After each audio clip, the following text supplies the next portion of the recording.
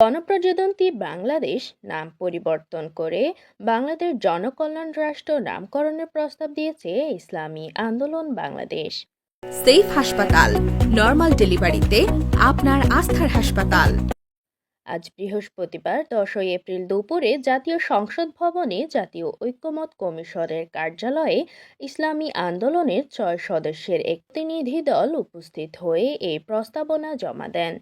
ইসলামী আন্দোলন বাংলাদেশের প্রস্তাবনা জমা নেন ঐক্যমত্য কমিশনের প্রধান আলী রিয়াজ।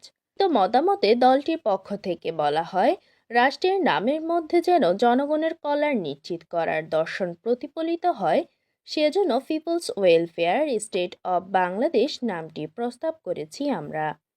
এ বিষয়ে দলটির প্রেসিডিয়াম সদস্য আশরাফ আলী আকন জানান, শুদ্ধাচার, জবাবদিহিতা, পিয়ার পদ্ধতিতে নির্বাচন সহ 4টি প্রস্তাবনা জমা দিয়েছে ইসলামী আন্দোলন বাংলাদেশ। তিনি আরও বলেন, দুর্নীতি দুঃশাসন রোধে শরিয়া আইন তৈরি করতে হবে। শরিয়া আইন নিয়ে বিএনপি একমত প্রকাশ করেছে বলেও জানান ইসলামী আন্দোলনের প্রেসিডিয়াম সদস্য। প্রতিনিধি দলে আশরাফ আলী আকন ছাড়া আরও ছিলেন যুগ্ম মহাসচিব মাওলানা গাজী আতাউর রহমান ও ইঞ্জিনিয়ার আশরাফুল আলম, সহকারী মহাসচিব মাওলানা আহমেদ আব্দুল কাইয়ুম প্রমুখ।